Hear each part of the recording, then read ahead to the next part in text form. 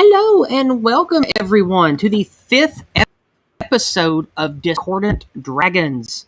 Today we are joined by the Prudentialist, a ginger monster, Wes Wyleven, and our lovely co-host, the Little Borg, 3 of 12.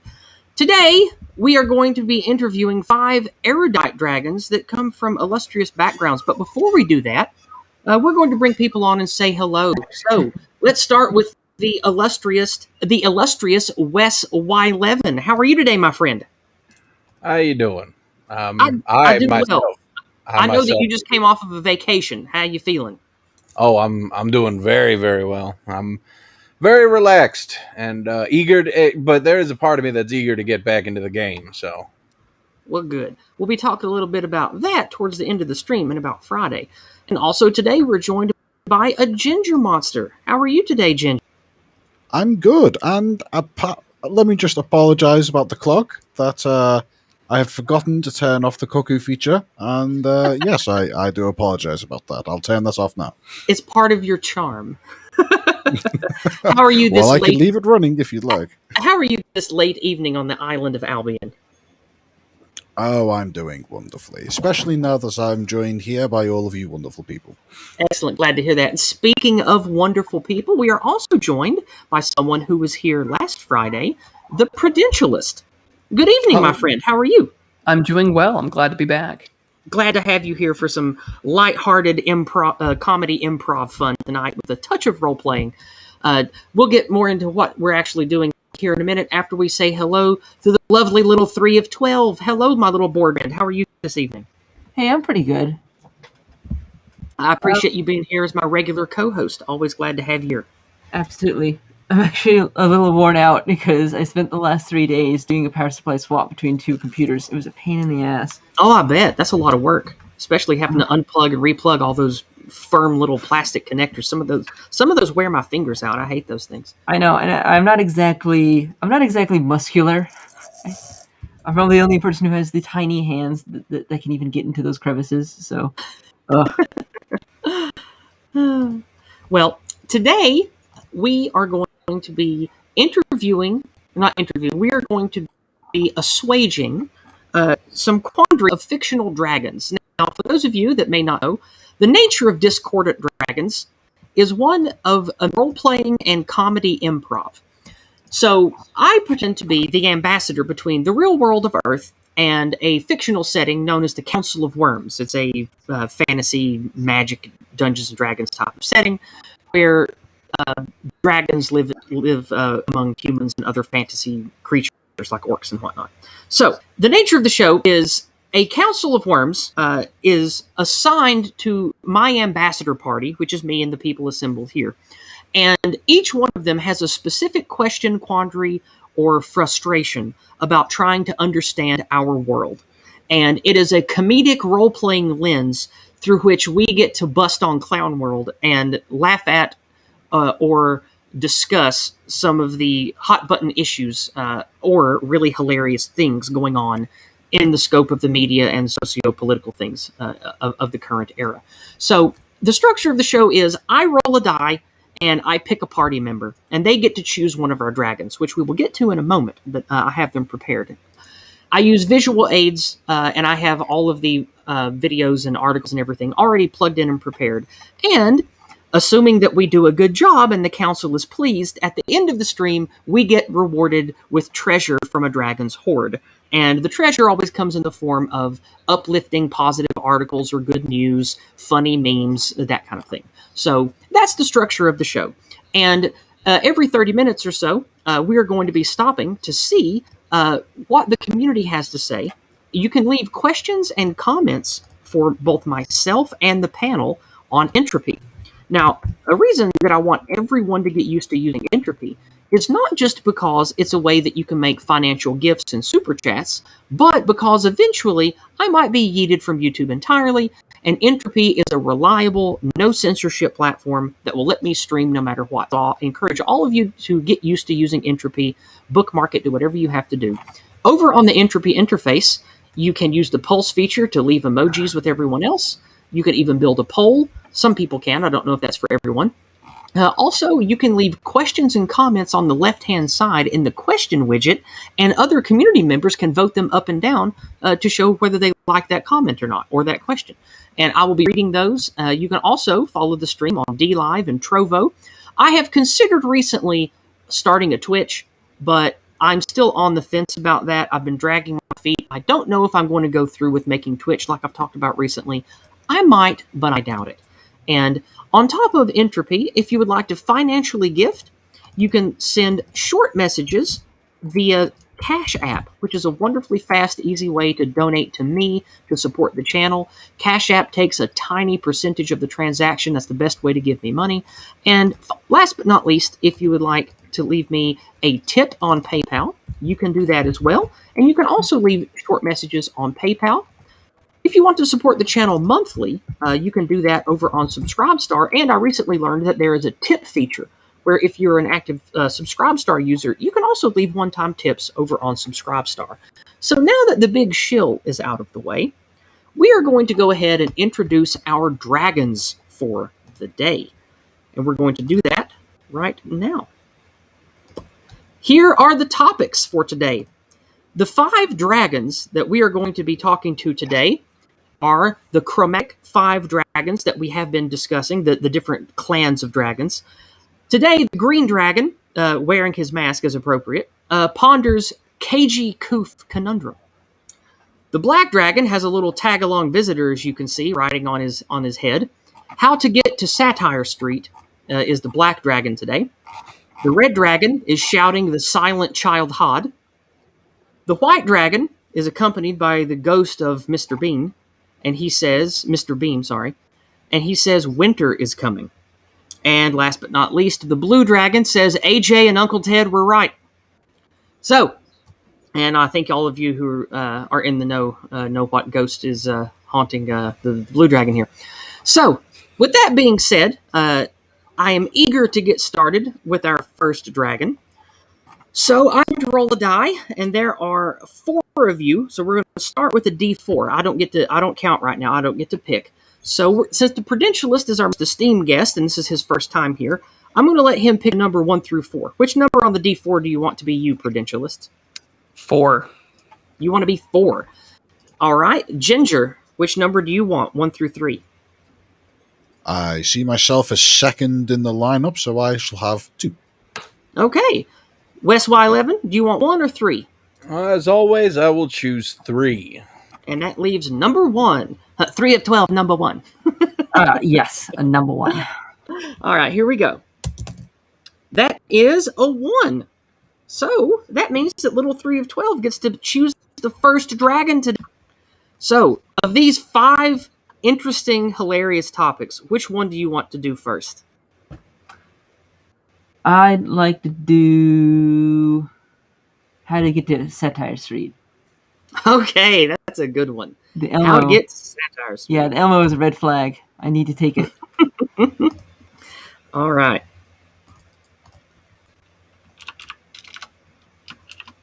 This one is a video response. So I hear keys. I will isolate. Stop that, whoever's doing that. Use background suppression or mute yourself when you type. All right. This is going to be a video introduction. So we're going to do that one first.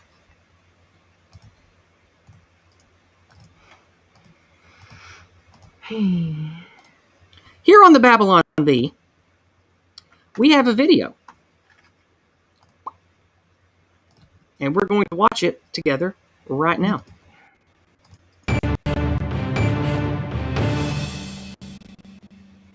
I'm Kyle Mann, and I'm vaccinated. I'm Ethan Nicole, and I'm not. This is the Babylon Bee News Desk.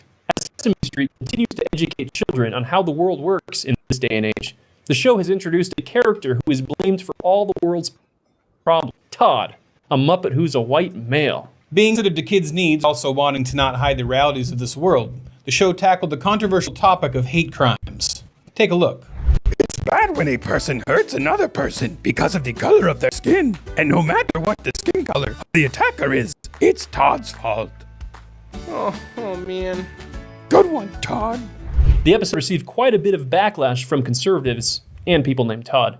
In typical Hollywood fashion, the producers responded by not responding at all, and instead doubled down on character. Take a look. Why aren't there homeless people? That's good, Elmo. Is it a complicated factors ranging from poor government infrastructure along with individual responsibility? No, it's because of White Todd. Boy, oh boy, I'm sorry. Good going, Todd. Thank you, Sesame Street, for raising our children right. I'm getting some breaking news. Despite being a fictional character and a Muppet, Todd has been canceled simply for being white. Sounds like Todd is about to make a statement. Let's check that out. Whoops, sorry. Powerful words from a piece of... In other news, the CDC has announced that vaccinated people can now punch unvaccinated people in the face. Oh, crap.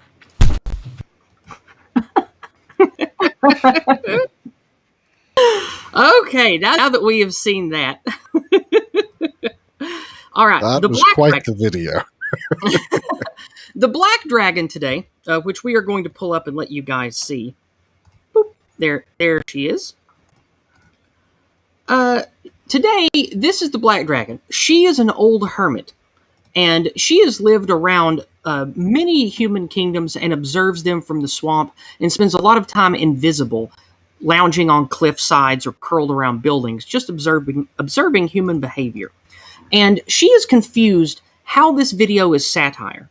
She says that through studying our news media, our education systems, and entertainment industry, it has shown her that the things in this video are real, or that those with power and money believe it's real. So how can this be satire? So let's help her out. Well, 312, what would you say to this beautiful dragon to help her understand? well, it's not.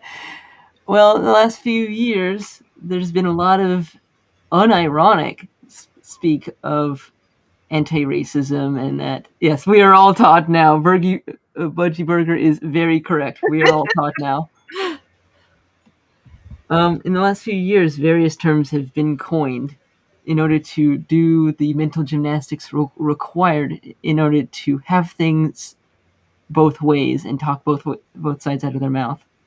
I'm sure the Black Dragon is fully familiar with these sort of concepts from the past. Indeed. Prudentialist, what would you say to this dragon to help her understand why this is satire, even though it seems exactly like what she has observed through Hollywood, news media, etc.? Well, I'm sure that this dragon would know from other human kingdoms and times in the past that we had jesters to our kings, and those who would play the role of the fool, and they would often tell the truth about the king that, the king wouldn't like to hear, even though it was done in a funny way, which made him the fool. And that's kind of what the Babylon Bee is doing in this situation. They're telling the truth, but in a comedic fashion, making it satirical.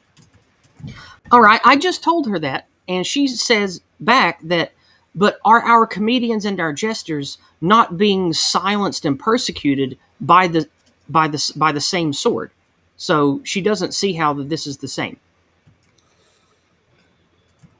Well, unfortunately, we don't have kings anymore, and we're definitely up a creek. Well, she says that our kings are what she would call shadow kings. The tyrants of illusion, necromancy, and demonic channeling that seek to control society surreptitiously. She says we are in abundance of shadow kings. Yes, I mean, we do have the system of 1,000 kings with the various government agencies that we have in the United States since Wilson set them up. So, Wes, the cunning and smooth-tongued creature that you are, what would you say about how this can be satire? Well, I would say that one of the reasons why it's satire is because of how factual it is. It is bringing much like the way the Prudentialist said, it's bringing to light an unfortunate truth. And the reason why that in my opinion, that I would say that it's satire is it's partially an inside joke, because there unfortunately are a large amount of people who genuinely don't believe that something like that is happening. And I think that is where the satire, where the humor is, because even though white people are being blamed blatantly in academia, in the workplace, and in general society and culture, there are large amounts of individuals who don't believe that it's happening, despite the fact that it's right in front of their face, and some of them are even taking part in it. She's well mannered, and she says, "Forgive her if she speaks cross here," but she says, "Are not the ones who speak this way and who perpetuate this anti-white narrative, are most of them themselves not white as well?" Oh yes, and that's the problem.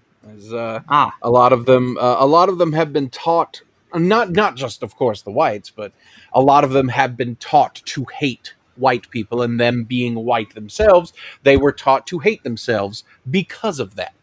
Because of the color of their skin, they have been taught that they are inferior and that they should hate themselves and that they should feel bad for things that people who have had a similar melanin count to them, the things that they have done in the past, they should feel bad for that.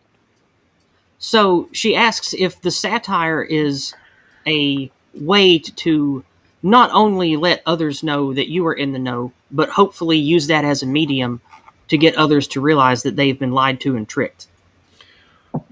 Yeah, not too far off. She says she better understands the jester narrative that 3 of 12 made earlier. Exactly. It is in a way like we are in a way the jesters ourselves, putting on the face paint of the clown and desperately putting our fingers in our mouths trying to make us smile, while at the same time holding up a proverbial cracked mirror to everyone, going, "Look, for the love of God, look," and smiling and crying at the same time. It's a fun little game we play. All right. Well, she is on board with all of this, and she says that if there are two camps, and forgive her if she's wrong again, but it is that one group believes they have a truth that will dispel the lies of the other, and so through using the means of the jester, they are speaking a counter truth while under the veneer of the other tricked group's perceived truth. Oof. Is that a good way for her to take that back to her to her kingdom? Well, one of the things that I always emphasize is there is no perceived truth. There is the truth, and then there are lies and manipulation. The simple fact is, yes, there are hundreds of millions of people right now who live in the West who have been manipulated their entire lives, and who believed in this so-called perceived truth, which really is something that gets stuck in my craw personally, because there's no such thing as perceived truth. There is. Well, she says she phrased it that way because of the prevalence of lived experience and subjective truth being pushed by this narrative. Yes. The very concept that these people believe in a perceived truth is part of the problem, and of course the perceived truth just happens to support their biases and their ideologies. It's crazy how that happens every single time. It's nothing but hypocrisy. Just an excuse to be a hypocrite. Okay. I'll explain that to her mentally here through our telepathic sending. Give me a moment. Okay. She understands. Is there anything else that you'd like to share with her about this nature of satire but not satire? Anything that the rest of the party wants to share with her before we finish up with the wizened old black dragon today? Oh yes, a good dog whistle. One thing. And go for it, Ginger. No, Fee, you go ahead. Well, I just wanted to say that it's a good dog whistle is anti-racism. What? If you see that show up in the conversation, Black Dragon, you know where we're going with this. Oh, okay. So you're saying that she should be on the lookout for anti-racism because that's a dog whistle or a code word for anti-white. Yes. Okay, got you. And more than that, it's the saying, you have to be more than not racist. You have to be anti-racist. I see. Even our Libertarian Party, Big L Libertarian Party candidate said that in the last election, which now I'm sure that was God. cringe-tastic. Boy, I'm howdy. sure that was cringe-tastic. Ginger, we'll finish up with the Black Dragon with what you had to say. I was just going to say that this isn't the case, I'm sure, in the world where this illustrious black dragon comes from. However, it is important to bear in mind that in our reality, the world of the sword-bearing, justice-seeking warrior has long since passed, and the people who are most capable of fighting against the powers of darkness, corruption, and evil are the very same people who would otherwise take the profession of jester and comedian. It is often the case that in this sad and dreary world of ours, that those who crack the jokes are those who wield the greatest power. She craned her neck in agreement with that and says that not all warriors wield swords. Some wield the might of the pen and the word. So she understands that concept.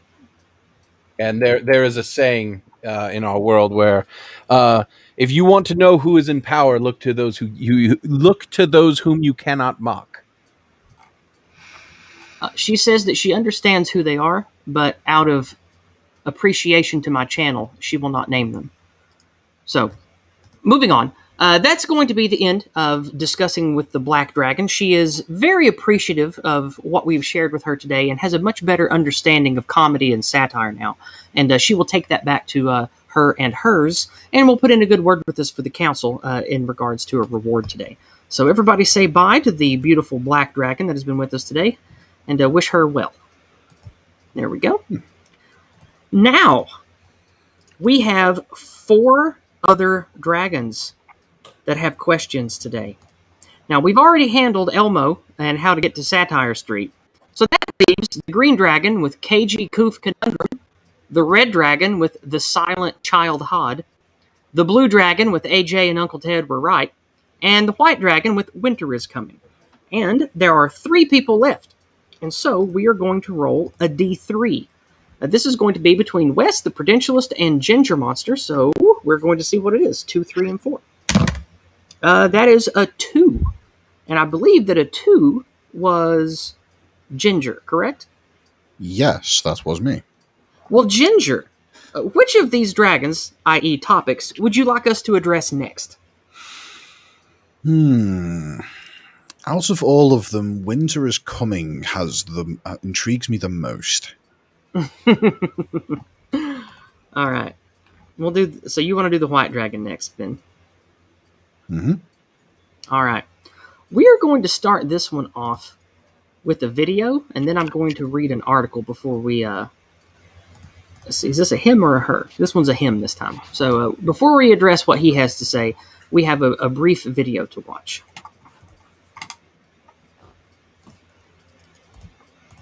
And give me just a moment to get that ready.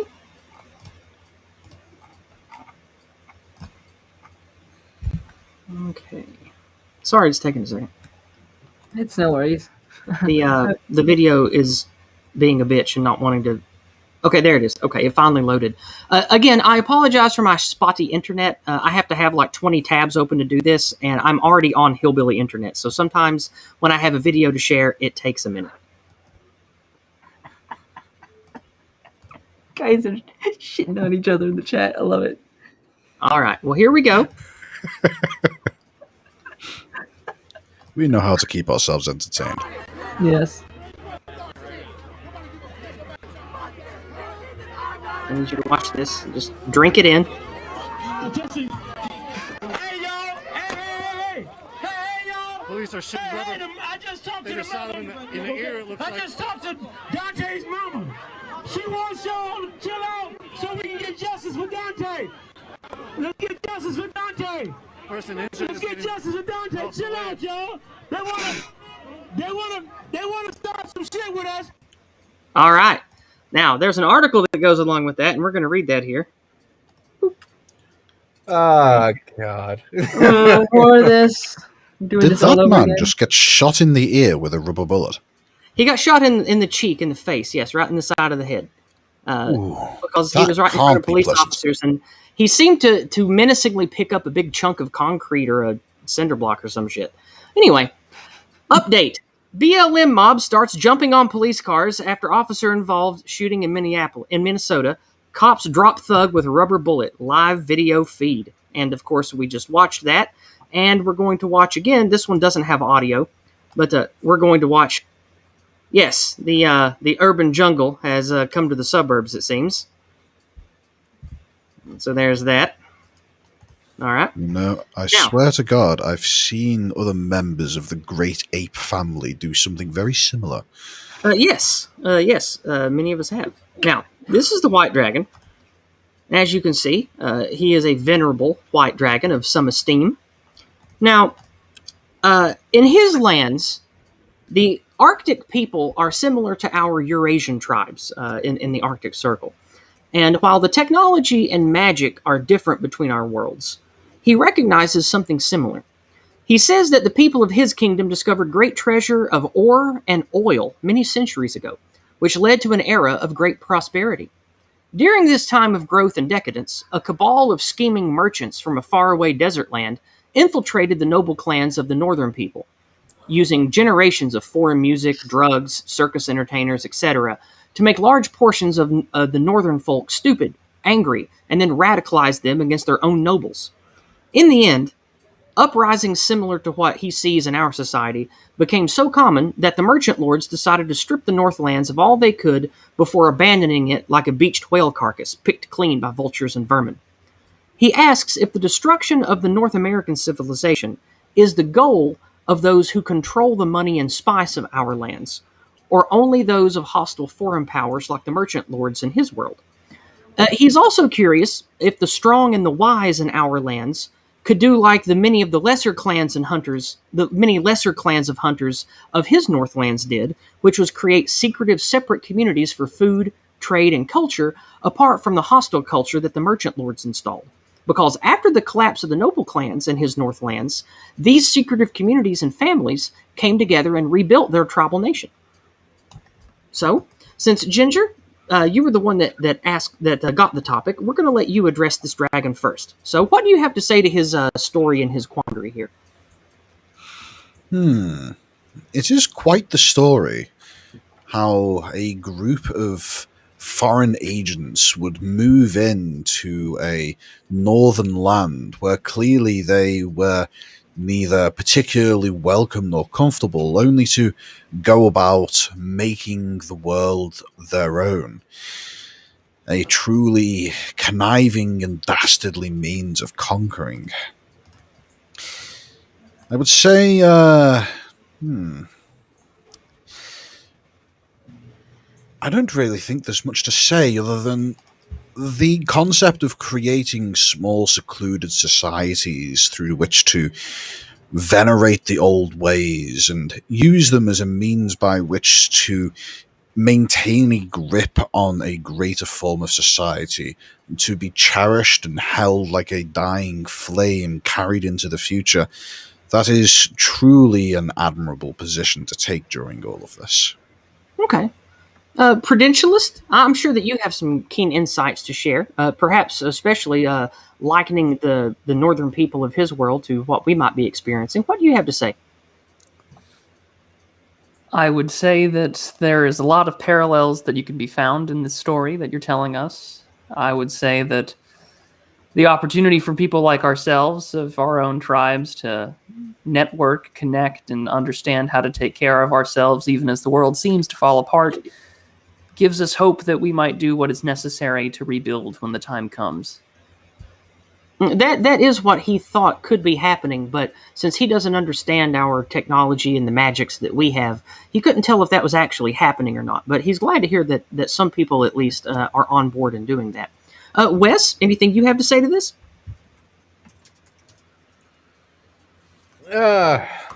Look, I have a bit of a personal bias when it comes to riots and violence being and people who are manipulating these things. I don't want to get mad. Look, for those of you who don't know, the whole reason why I'm here is because I was stuck in Seattle during the riots, and still a bit of a sore subject for me. Yeah, you had to experience and witness some personal ugliness up there, I know. Yeah, and to see all this starting to happen again, it's just like, really, guys? Well, our White Dragon friend here says that with his long hundreds of years of helping lead the shamans and the warrior leaders of the lesser clans who kept hope alive, he says, channel that rage and that sorrow into productive strength for your people. That's what he has to share with you. Also, I guess I could say I have a bit of a unique view. I don't have I really don't do there is a bit of an ideological difference between me and most folks around here. I personally don't adhere to the whole my people thing. I grew up in a very poor, very mixed neighborhood. I myself am a bit of a mutt. I don't have any attachments when it comes to skin color. When it comes to anything like that. Well, he said that's not what he meant by people. He says he meant your kinsmen, your clansmen, your family, your community. That's what he meant by that. That's what I'm getting at. It's, and also personally, like, man, my family ain't the best. I hear you.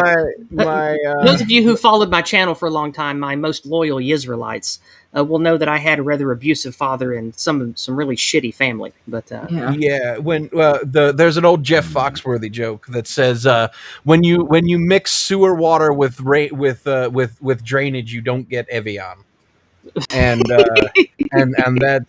that's something that I'm perpetually worried about with me, you know. Like it's like, oh man, when's the crazy gonna kick in? Well, 3 of 12. What do you have to say to this dragon's quandaries and postulated ideas? Well, I mean, it's certainly, just like the Prudentialist said, it's certainly a familiar story. Nothing unusual about that. But I'd have to agree with Wes as well. I mean, I've had similar experiences. I've had issues with family. I grew up in a racially mixed area, actually mostly black, and growing up as a white kid that wasn't particularly athletic or with the culture, I got my share of bullying. The way I see that is, I see those people just like Wes does. I don't see them as some sort of group that I'm detached from. I just see them as the people that I lived around. And it's disappointing, especially considering it's likely that most of those people in those riots aren't even from the area. They've probably been slapped there by the said subversive forces. Oh, yeah. Yeah, well, I'm sure that's the case, being from Earth, but the point that this white dragon is making here is that it's not one necessarily along racial phylogeny. It's about situational perseverance. Yeah. He asks about. He specifically said that the Northlanders who survived the jive where he's from, they wisely did what they could to avoid the ire of the power structure as their society became too decadent and weaponized against them by creating their own community groups for food and trade and culture on the down low, apart from what was poisoning their society. And he asks if that is happening here, and if not, it should. That was his point. I have heard of groups of individuals who might or might not be preparing for certain negative impacts that might happen to the country and Western civilization in general in the near future. I of course don't have anything to do with said individuals, or am not associated with them in any way, shape, or form. Well, this white dragon has been paying attention to my work, and he knows that the long bearded overweight wizard known as Don the Pleb is creating some kind of fortress known as the Ranch or Pleb Ranch. Ram Ranch? And he uses some kind of communication magic known as the server to have his followers stay in connection with each other. And he wondered how many people like that were operating in North America. Not I'm many. sure there are many. Not enough. I've never been a prepper. Well, that's not exactly prepping what we're talking about. 3 of 12. I know, It's but different. you know what I get. You know what I'm getting at. I got you. Um, The White Dragon here, he has been satisfied with what we have said, and he is curious about one thing, which is, if people are not judged by the color of their scales, why is the majority of what he can learn from our media and our leaders focused on the color of scale and not the spirit or the magic that one wields? Oh, it's because they are judging by color of scale. They are judging almost exclusively by that and not by anything else, and it's part of the problem. The people that this white dragon, I'm sure, so often encounters through our media, they are hypocrites who do not practice what they preach. They are the great deceivers who go about trying to insist upon one ideal whilst practicing the opposite. They are the poison that is destroying this great nation of America. Well, he says that he's very familiar with those subversive elements because the merchant lords and the manipulators, the illusionists and other ne'er-do-wells under their employ used very similar tactics to fracture the people of the Northland and turn them against each other. So I think that we have addressed everything that the dragon wanted to know about, including a few things that he didn't ask about. So he's satisfied with what we have shared, and he says he will dwell upon what he has learned and put in a good word for us with the council as far as reward goes. So we do appreciate him and his erudite candor for a white dragon. So we will bid him adieu. Go ahead. I do have a question for the white dragon before he departs. Sure. That being, in his world, how did things turn out? Or how did things turn out in what regard? Are the great desert threat still meddling in the ways of the northern people of his realm? No, he says that they've been gone for 2 generations now. And even though the civilization that arose 200 years ago from their great wealth, resources, and explosion of culture, that's all gone. And even though they have basically just the bones of society left, the people there are happier and stronger than they were before. And everything, at least for these Northlanders, everything seems to be better because the men and women there are stronger and larger and healthier. And now they are raising entire generations of warrior tribes to hopefully keep out all foreign influence in the future. So he thinks that at least for the next several generations, these Northlanders are going to have a very strong insular society and keep the outsiders out. Well, that's good to hear. After all, it is often said that hard times breed strong men. Very true. Well, with that, we're going to bid the White Dragon farewell. All right. So, now we're just past the half-hour mark. So we're going to go check PayPal, Entropy. We're going to check Subscribestar. We're going to see what the community has to say here. So we got some activity over on the old Entropy. We've got nothing over on PayPal just yet, and Cash App refreshed, and nothing showing up there. For those of you that donate with PayPal and Cap, I'd like to remind you, it can take a little while before they show up. So if you sent something and I don't see it just yet, don't panic. Just give it until the next rotation before you worry about it not going through. Over on Subscribestar, we don't have any tips yet, but I would like to give a shout out to someone who recently subscribed. We have 2. We have somebody else that joined in. We have our moderator, White Healing, is subscribed at $5 a month. Thank you so much, my friend. We have Heidi, the lovely Heidi who supports the channel, she recently subscribed a couple of days ago as well for $25 a month. Thank you so much, sister. I really do appreciate the support. Now we're going to move to Entropy because we have a couple of things over on Entropy. We have Anti-Commie, speaking of Pleb Ranch and Don the Pleb. Hello, Anti-Commie. Good to see you today, my friend.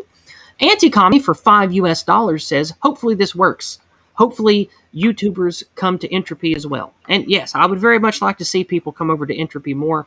It is a wonderfully built and functional platform. It works great for me. I know that many people use it. I encourage everybody to.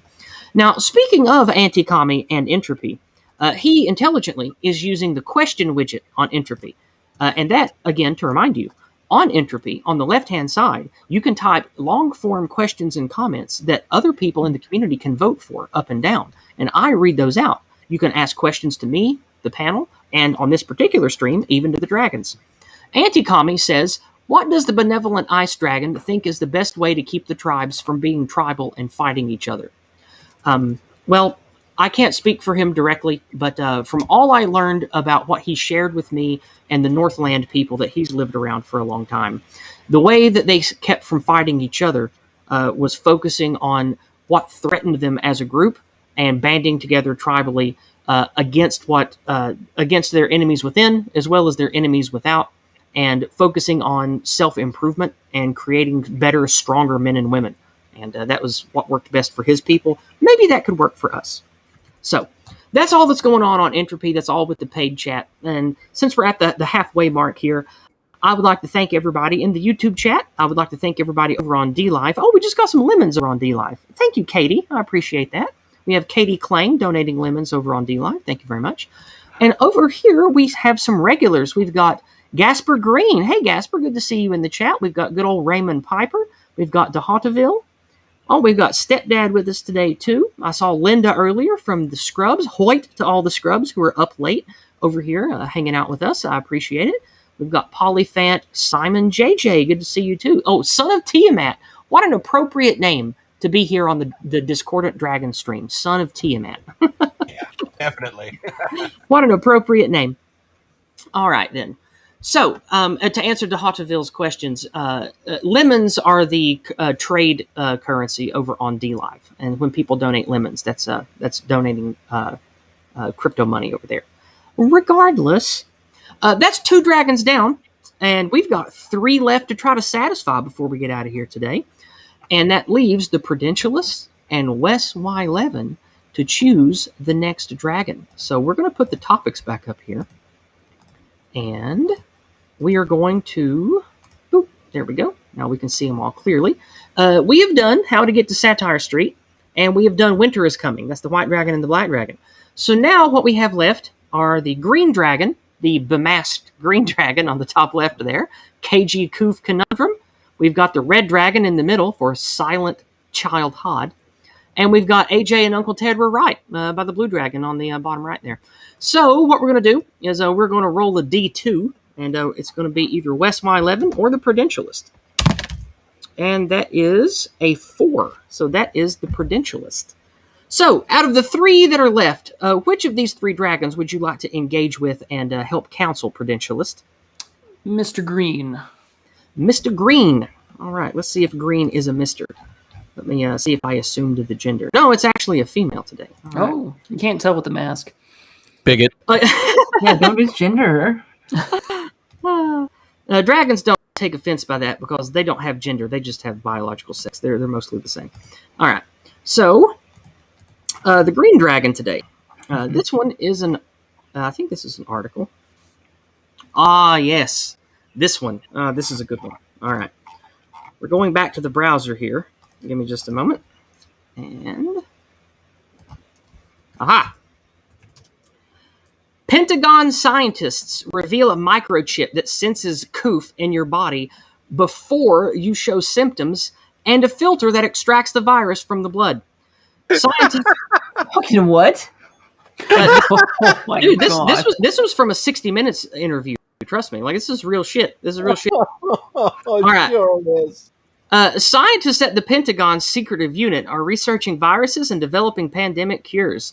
They work at Defense Advanced Research Projects, DARPA, and other Pentagon laboratories. DARPA teams saw COOF infected 1,200 plus people on board a United States military vessel. In response, they have developed a microchip to detect asymptomatic COOF in a bid to prevent an outbreak. The chip is inserted below the skin. And, oh, wait, I'm sorry. I think I'm reading the wrong article. I'm so confused right now. I'm sorry. This is some Metal Gear. This is the wrong article. I read Metal Gear. I'm sorry. This was Blue Dragon. It got mixed in the order here. I apologize. Give me just a moment. Okay. This one is a video response. I'm sorry. So no worries. Just a moment. Yeah, before the show, we had a technical issue, and I had to reshuffle all of the topics. So I do apologize for this. Give me just a moment. All right. Here we go. All right. This is actually the Green Dragon's topic here. You'll have to forgive me. I have to share this. Give me a second. All right. There we go. Rolling with the punches. This is the preface to the Green Dragon here, so we're going to go ahead and tackle this. With the strictest measures in the country, like Michigan, Pennsylvania, and much of New England, cases are on the rise. While in the South, states like Arkansas and Texas that reopened businesses and ripped away mask mandates are seeing their numbers drop. I'm announcing today that the statewide mask mandate will be lifted. People and businesses don't need the state telling them how to operate. So what might explain the apparent contradiction? One theory, differences in testing rates. Alabama has experienced one of the biggest dips in reported infections, more than 50% in 2 weeks. But it's also dead last in the U.S. for COVID testing. Only 56 tests per 100,000 people. That's a fraction of what you'll find in places like Vermont, Massachusetts, and New York, where numbers are surging. How much does lack of adequate testing have to do with the numbers that we're seeing right now? When you don't test, you're blind, and when you're not testing, you have a false sense of what the real problem is in your community. Other theory, COVID fatigue. In Michigan, where people are just coming out of lockdown for the first time in months, cases are up more than 100% as demographics shift. What this wave is, these are younger individuals between the ages of 30 and 60, the vast majority of which are not currently vaccinated. Texas, on the other hand, began reopening its doors months ago and just jammed 40,000 people into the Rangers ballpark, many without masks. A lot of individuals in the southern part of the U.S., and especially here in Texas, have already been exposed to the coronavirus. So many individuals already have coronavirus antibodies. That leads us to the risky behavior we've seen in places like Miami Beach, Florida, where numbers have only increased slightly. And theory number 3, that young people are acting as carriers. As doctors say, they're returning to other states, taking the virus with them. Those are the least likely to show up for testing. And when those younger individuals infect older individuals or more vulnerable individuals, that takes time. Bottom line, health experts say the falling figures in the South might be giving a false sense of security. Do medical experts worry is emboldening those leaders who said this is a good idea to loosen restrictions? We worry about if there's a perfect storm brewing. If we remember, this virus always takes 10 to 14 to 21 days to develop. We might just be seeing the early effects of that right now. Yeah, a lot of those southern states are also quite a bit warmer, too, so people are outside might be a little bit safer. What about the variants? That's got to play a role here, too, Sam. Oh, yeah, variants. Role. Michigan, for example, the coop's never going to end. There's always going to be more. All right. You know, go ahead. Yeah, I'd just like to say something. So normally, when it comes to these types of things, if you go, okay, they're no longer testing, so let's look at hospitalization times. Let's look at emergency room wait times. Let's look at occupancy. Let's look at death rates. Let's look at all of these other things that could be contributing to a horrible epidemic that is killing all of us. Good God. Oh my God. Where are the bodies in the streets? Where are the overfilled morgues? Where are the overflowing hospitals? Where are all of these things that could very easily be indications of skyrocketing infection rates of this horrible disease? There are so many other things to look at. There are so many other avenues of research to go down that you could very easily do, but they are not doing it. Well, and you know I hear why? you. Let's listen to what this green has to say. I like this. Let's go in full rant mode. I'm totally No, into this. I like the rant. I appreciate it, but let's just give this a second here. Let's give this a second. All right. So this is the illustrious green dragon. And I agree with Budgie in the chat. It is Bravo Sierra indeed. So this is a great worm of the forest, guardian of elf and fae. And it's hilarious that we have Uzulu in the chat because of the Cabal's strong anti-elf policies and whatnot. So there was a plague of sorts in the great forest that she lords over. And it was started by a rebellious lot of unseelie court fae. It was a potent illusory plague that would not only make both man and elf sick, but delusional as well. The plague spread across her forest and nearby civilization, causing uncountable problems. But much to the enjoyment of the fey tricksters who created it, much to the dismay of the fey tricksters who created it, it came to an abrupt end when people realized that the only cure was to disbelieve the plague in its entirety. Eventually, the plague died out because enough people had the will to dispel it, aided, of course, by the good-natured Seelie court and a cabal of elven priests. She wonders if perhaps the nature of the pandemic in our lands here on Earth is of a similar nature, because of how she observes every group of humans who rejects the panic, rejects the lockdowns, and rejects these so-called experts, seems to immediately recover both in health and economy and realize that they weren't threatened by a pandemic at all. So, Prudentialist, since this was one that you chose, how about you start us off? That's a very similar situation that we're in, and it's important to let the Green Dragon know that at the beginning of all this, we were given such illusory spells in our media and our press when we saw those videos of people dropping dead in the streets in Wuhan and being carted off and their apartments sealed and welded shut, sending the rest of the world and by extension our forest, so to speak, into panic. But as we've realized that things like flu and cold rates disappeared overnight, we're using masks that didn't work in the last great pandemic 100 years ago, it seems quite clearly that we are in a very similar illusory spell that's being cast over us. But thankfully, more and more of us every day seem to be dispelling it out of our minds, out of sight, out of mind, and are carrying on with our lives. Hopefully, we've learned our lesson. She does see that, and she hopes that we do learn our lesson. She says that it's been almost 1,000 years and nothing like that has come again. So she has hope for our people that once we dispel it, we will instill within our progeny the memory of that great lie, and hopefully won't be tricked by something similar again. That's what she hopes anyway. So, Wes, 3 of 12, a ginger, anything you want to share with her about this? Any similar experiences? Oh yeah, I want to go full rant mode on this. Like, it's do it too at 3 of 12. Lay it on us. God, I am so fatigued by everything that has happened, and the fact that we've got rioting starting in Minneapolis again just means that I have every reason to believe that we're going to get yet another summer of mostly peaceful protests, where they don't mention for a second that this is supposedly risky behavior as far as COVID is concerned, or nobody wears any masks. Woo! And the people who are vaccinated are danger to people who aren't. Woo! And we can't go outside and we can't do anything and everything's shut down and like the people losing their jobs all over again because new extensions on the lockdowns are going into effect. I see it on Twitter almost every day. Somebody who I have mutuals with is talking about how they've lost their job again. Yep. Or how that their life is absolutely down the toilet, or somebody they know is dead, not because of even COVID, but they died of something else, and depression, drug addiction, all kinds of stuff.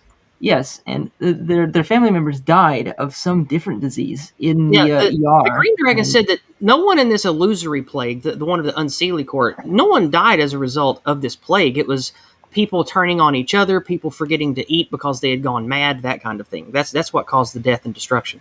I haven't eaten today. And it's That's because you are a tiny woman, though. Tiny woman. I jest. Prudentialist, I know that you're not part of the Cabal, but the Cabal is Uzulu's Discord community. And we joke that 3 of 12 and someone else who I won't name are the best women of the Cabal, even though they're not. It's funny. I just want to go camping. 3 of 12 unfortunately does have one of the softest and most feminine voices on the Cabal. Something which Wes and I certainly cannot attest to. Sayori. Sayori. Now Moon won't be mad at me because I tried to say it right. Sayori. Oh God. Look, don't make fun of our feminine little man. We appreciate him, and we protect him. He's precious. Yeah, you're just jealous because I'm best girl. You certainly are. You certainly are. I'm going to win the Uzulu Super Bowl. Oh God. Wes, you have passion to share about this, and the illustrious Great Worm Green that is visiting us today says that she would very much like to hear what you had to say before I interrupted you to talk about foolish elf politics. So please, by all means. Well, first of all, look, the Unseelie Court gets a bit of a bad rap. Mab's got her problems, but you know, there's something to be said about the Unseelie Court. That's a discussion we could have at a later date. But no, this incredible bullshit of just, well, we don't really know how bad it is in the southern states. It could be horrible. There is so much data that you could use. I heard your clap emojis. Good job. Look. You could look at hospitalization rates. You could look at hospitalization rates. You could look at morgues. You could look at death counts. You could look. You could look at all of these things. There's so many other contributing factors that you could look in, but you're not gonna do it, are you? Because every bit of evidence that you could look at supports the fact that this is bullshit, that the lockdowns are useless. The World Health Organization itself said that lockdowns are useless. They are not worth it. They are not. And also, isn't the head of the WHO a former communist radical or communist terrorist? Former. He's from Ethiopia, homie.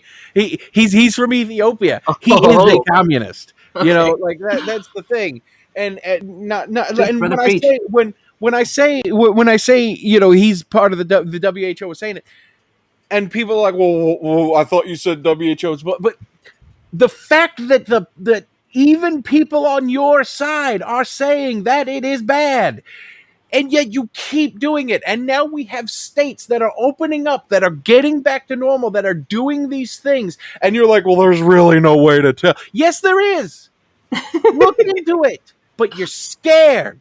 You're scared to look into it, aren't you? Because you know you're wrong. And it's not about disease control. It's not about disease prevention. It's not about saving lives. It's about control. That's all that it's about. It's about controlling people. It's always been about that, and it always will be about that. I'm done. Okay. Oh, and you're done right on time because the cuckoo clock said so. Oh God. No, I'm not saying anything, but apparently someone behind me thinks that all of that's just a bit nuts. Yeah, the cuckoo clock is obviously a member of the mainstream media. I want Ginger to never turn that off. It's part of his charm when he's on the channel. I want to always hear that when it's on the hour. That's great. By the way, for those of you who don't know, Uzulu brings up a very good point. I was one of the first people to have this disease. I should mention my mother and I had it too, January of last year. We had it before it was even a thing that people were talking about. Yeah, I got it in February. I had to have a respirator shoved down my throat. It was bad times. And do you know what they told my mother when she went to the doctor when she had it? They said it's probably just a bad flu. Yeah. Wow. Oh boy. No, I got the really bad. By the way, version. all those people are now fired and gulagged. Yeah. No, like, and everything that I just said, please keep in mind that I got the bad version of it. Like I got Yeah, you the said it laid you up pretty bad, didn't it? for about 3.5 weeks. It was bad. It was bad. I remember that. But for me, it wasn't too bad. I just felt like crap for about a month, and I had a really bad, like, wet, heavy cough I couldn't get rid of, and I felt like I had a really bad cold. But for my mother, she couldn't move very well. She could barely breathe. Like, we were really worried about her. And because, she's old and she's got a heart problem anyway. So even with the comorbidities, thankfully she made it. Yeah, but Well, I mean, that's good to hear. that just opens up yet another can of worms. How the hell do the rest of us know if we've had it or not? I could have had it for all I know and just been asymptomatic. That reminds me of a meme that a virus so deadly you have to be tested to know you have it. With a vaccine so powerful you have to be forced to take it. Jesus you Christ! have to be forced to take it and still remain under lockdown and wear your face diaper too. I mean, I have some context for this. I have some important context for this. Sure. When this was all starting, I worked By the way, the at Green Dragon is laughing and having a good time. She has a good humor and charm about her. She's enjoying this. I hope so. Well, that's 'cause good to hear. This shit's kind of depressing. But please, go ahead. Let's hear it. I mean, I was working at the National Gallery of Art in DC until about March of last year. I interacted with all sorts of people from all sorts of places, and I could have easily been exposed to the virus in the time. I even had a coworker who was studying abroad in China, a province away. China. Yeah, China. China. The very China. And she There's was. only one way to pronounce that now. Yeah, and she had to have it cut short because of the country closing down the borders. So she was on like one of the last flights out of there. I am shocked that I haven't. I'm shocked that I haven't gotten it, considering my exposure to the I think most people have come into contact with it and have had it now. That's why pretty much everything tests positive for the coof. Yeah. Like you can open up one of the swabs and wipe it on literally anything, and it'll probably come back positive. Yeah. And, earlier, Prudentialist brought up a very good point. The flu didn't exist last year. Yeah. Yep. It still doesn't, apparently. Yeah. Right? Like, oh man. And I made a very good video about this. Do you know how we know flu numbers? It's because when people have symptoms and there are deaths or complications that lead to deaths, and the people around them, the doctors and the nurses, specifically the ones that call the death, they say, okay, this was probably the flu. Sometimes they don't even test it. They just mark it down as the flu. Mm-hmm. And also, remember, testing and the hours of nurses and lab scheduling are not infinite resources, nor are the hours and the beds of hospitals and hospital staff. So if you're not looking for the flu and you're not testing for the flu, and people are calling things that are normally flu deaths or flu sicknesses something else, the flu numbers go down and the something else goes up. I made a very good long-form video about this in my Deep Double Analysis series that you guys can find on my channel. I mean, hasn't there also been a dramatic reduction in the number of deaths by heart disease as well? Yes, and pneumonia. Oh, dear God. So, I mean, you know what the primary killers of the elderly and the infirm are? So the flu, pneumonia, and heart disease. So we're right back to the whole, like, they mark everything down as COVID thing. Yes. Mm-hmm. I mean, the funny and again, thing the Green is Dragon that reminds us that this is all part of an easily dispellable mind plague. You just must have the will to do it. And once the will spreads, which she says by evidence of worldwide protest and the outrage about the lockdowns, she thinks that we have all collectively been making goodwill saves. Oh yeah, Uzulu brings up another good thing. There are even gunshot wounds and decapitations that have been marked as COVID deaths. Yeah, every death is marked as COVID. 40% of all COVID cases in Illinois last year had a comorbidity of gunshot wounds. And let us not forget about the Pasco County, Florida man who was decapitated in a motorcycle accident and was marked down as a COVID death. Yeah, I mean, it was such Good Lord. It was such a poorly kept secret that the government of Virginia admitted that they were attributing virtually everything, and it was a big and it somehow Not just wasn't Virginia. Like this has been in a lot of states in America, and I'm sure in other places too. That I can staff, confirm it's a thing in the UK as well. Yeah, they're just straight hospital up staff has come forward and said that we were heavily incentivized for COVID deaths, so we were just calling it pretty much anything that we could. Even if it was, ridiculous to do otherwise, we would get a huge incentive from government to call it a COVID death. So they were. Now, I imagine someone will probably correct me in the chat if I'm wrong, and please do, but I believe in the UK, for the first, I believe it was something like 9 months worth of COVID lockdown periods.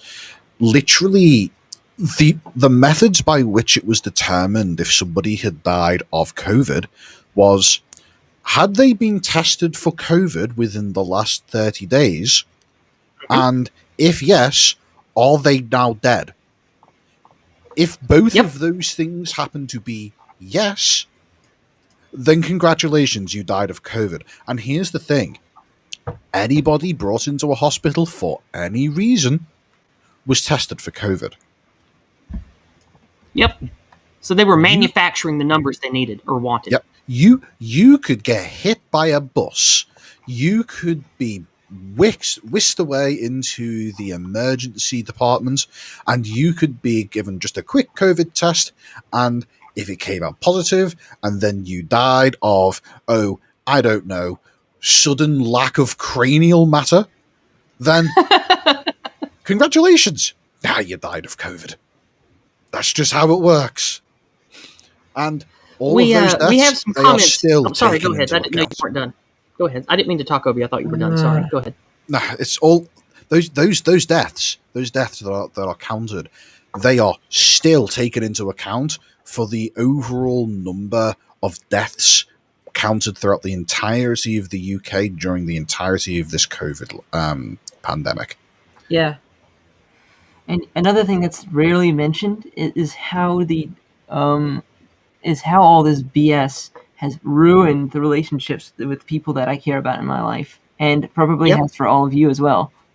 I think that was the goal all along, was to just throw a big wrecking ball through what's left of our society and the dissidents and destroy small businesses to make everybody fractured, scared, and alone and more reliant on global megacorps. Yeah, I'm frankly a complete wreck. I don't know how. Yeah, it's been rough. I've gained a lot of weight. I'm trying to get it off this year. Oh, well, yeah. My problem is that I've lost a ton of weight. Well, speaking of nothing actually possible. Yeah, I didn't think it was possible either, but I'm down to 107. Please tell me your breasts didn't get smaller. I'm going full Auschwitz mode now.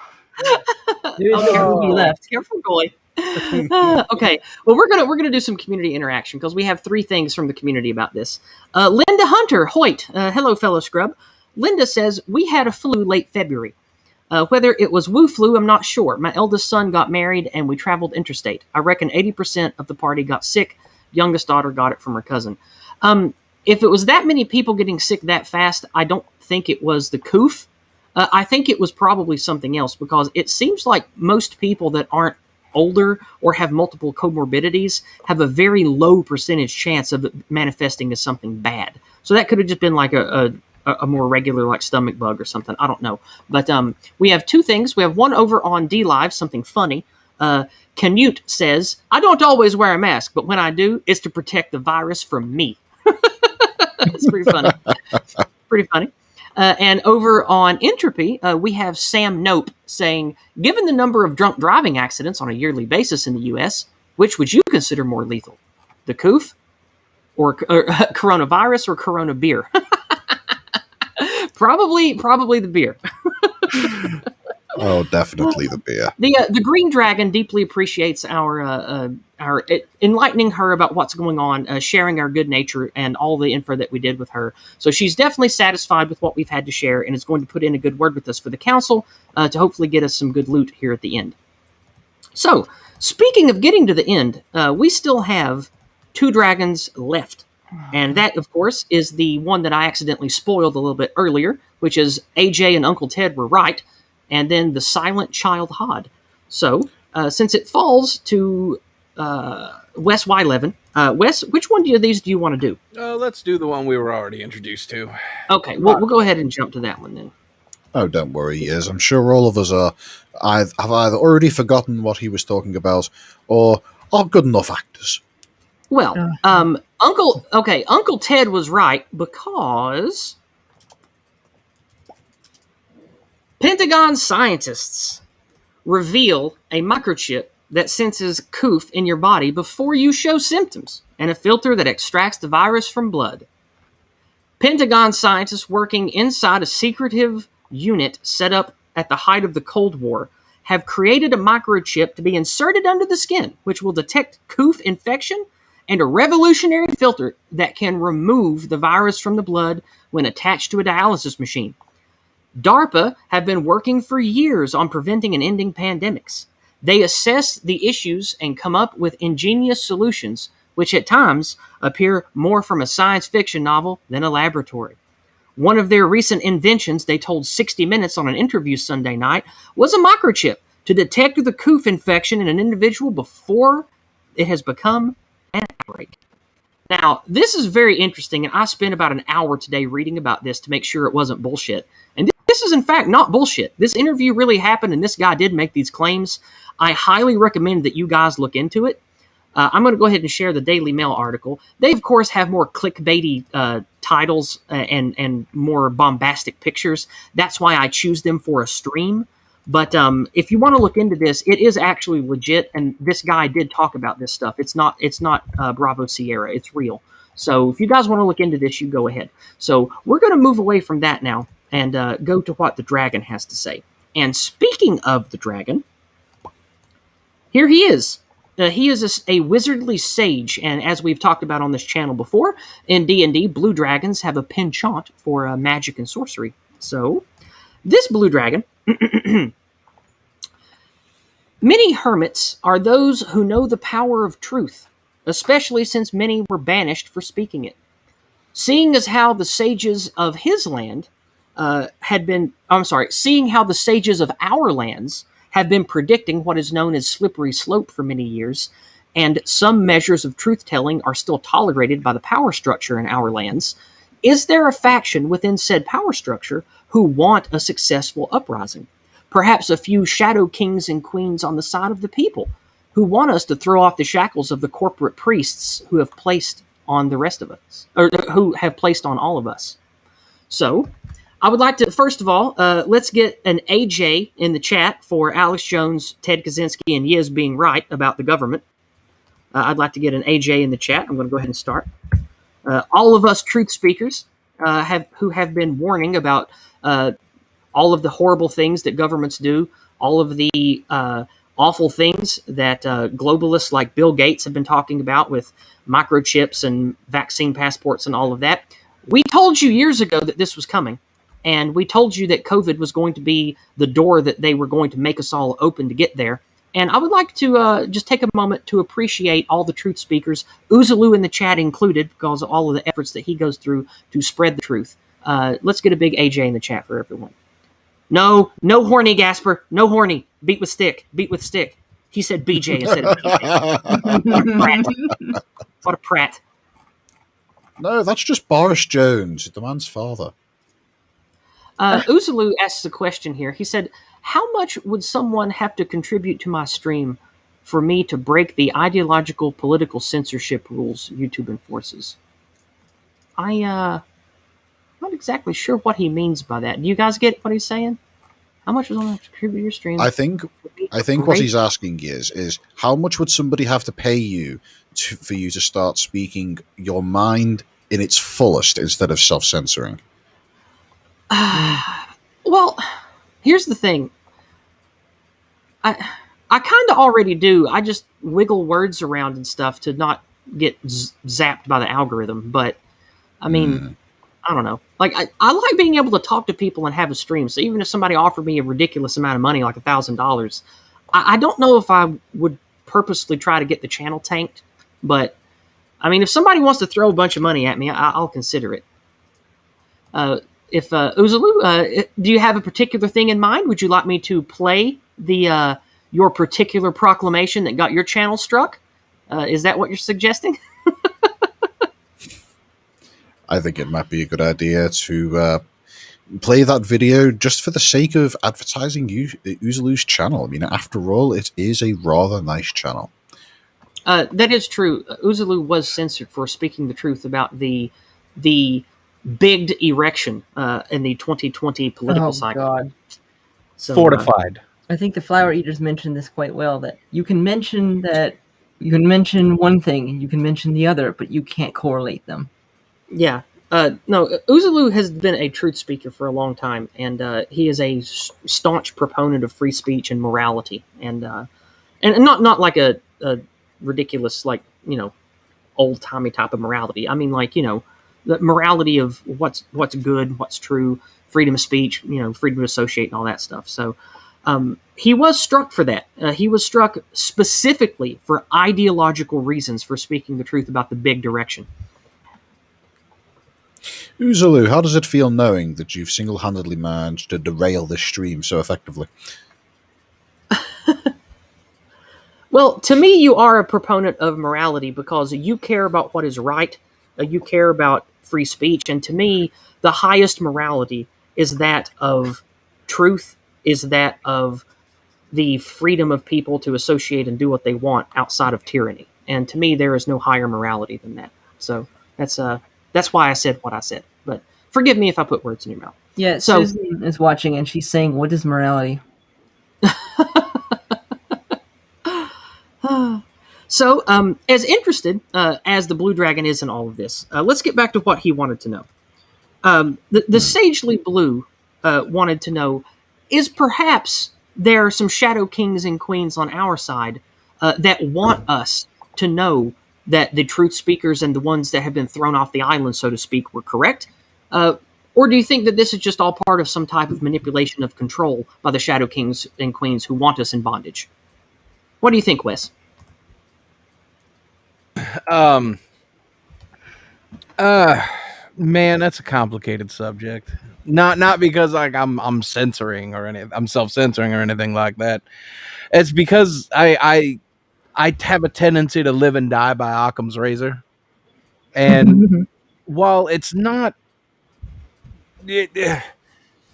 just the simple fact that it's like, well, we can detect COVID with this little microchip. Just put it in your body. It's fine. Don't worry about it. You won't ever get the coof again until we say that you do.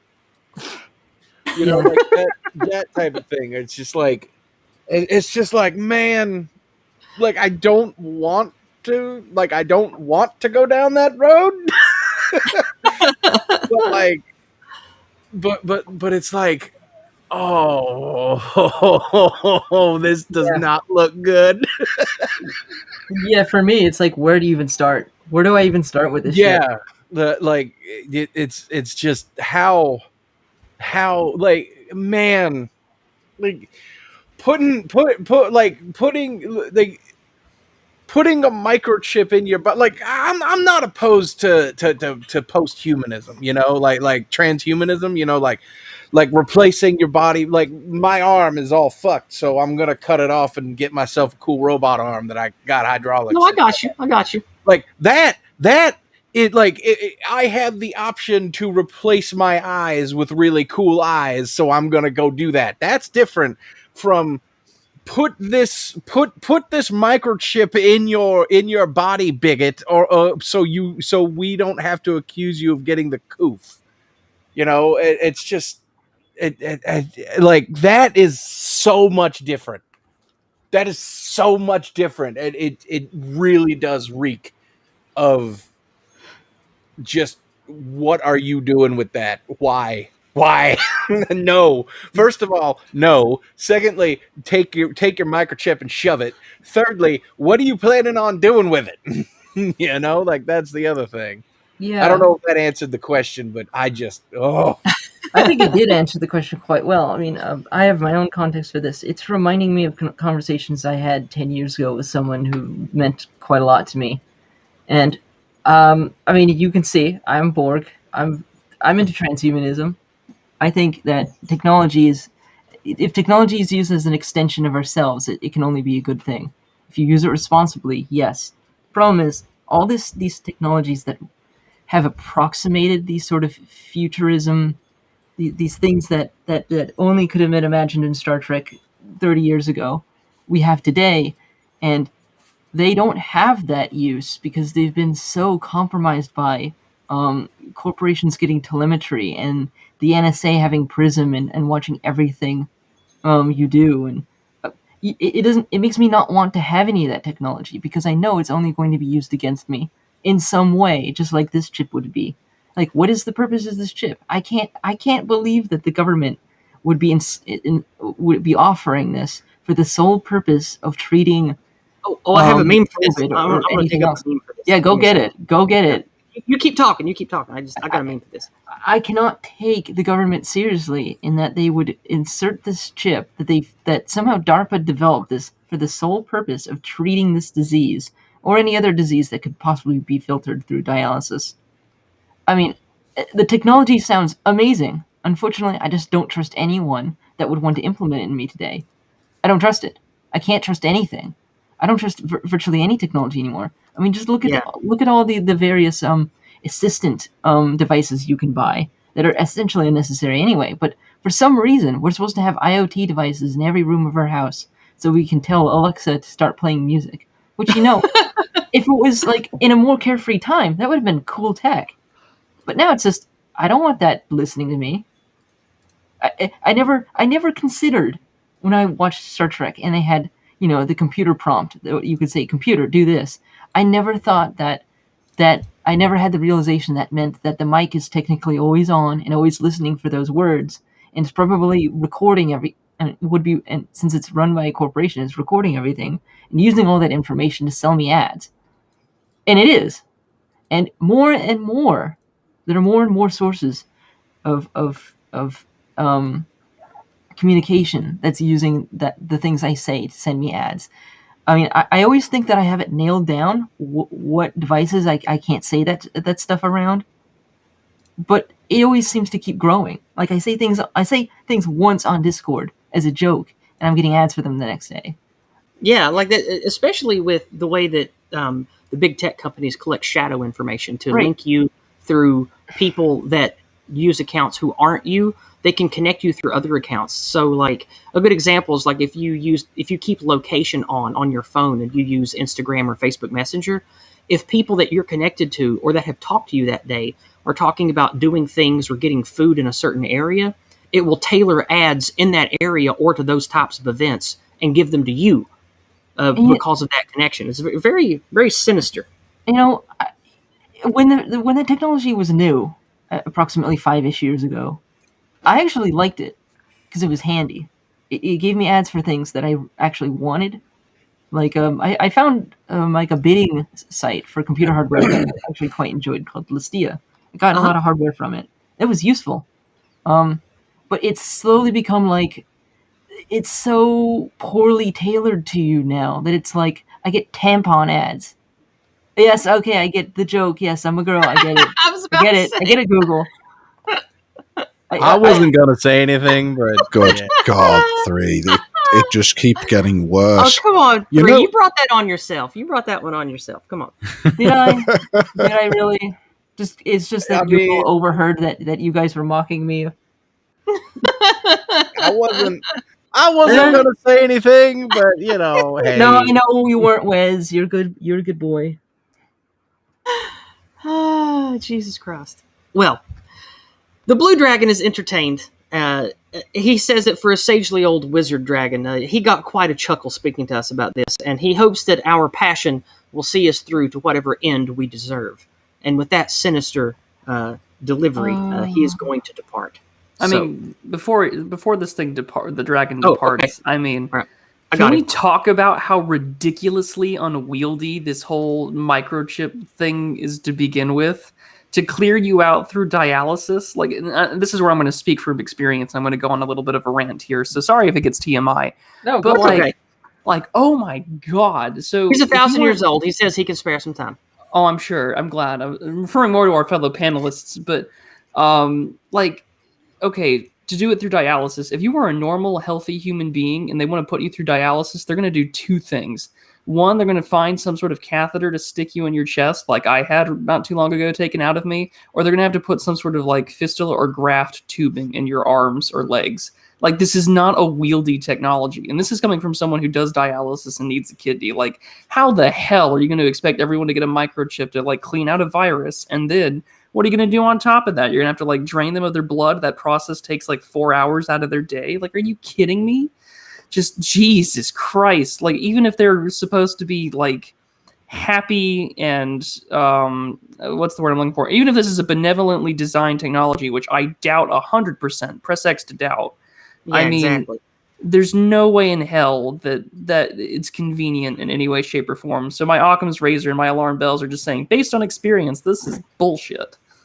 I'm glad you brought that up, actually, because the same person that I mentioned earlier that I was very close to, I dated this person, and she was a nurse at a hospital, and she has lupus.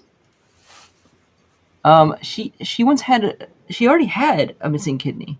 She already had a kidney that she had lost to it, for whatever complication that was, and then she had the other fail at some point during her nursing career.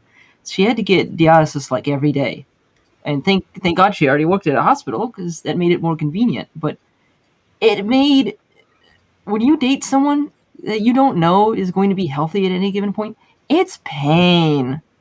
It's constant pain. You're constantly worrying about them, constantly worrying like, when is my time with this person going to be cut short? What's the next shit that's going to go wrong? What organ is going to fail next? It's torn me to pieces. Yeah, Jasper's really impatient today. Oh no, you're quite all right. I can relate to that because I do dialysis every night at home with home treatment, so I can understand what you've gone through. It's not so bad, but I mean, if you want some kind of white pill, I have a Monday morning musing on my video about not being discouraged, and you can learn a little more about that and hopefully drop a little white pill in your glass.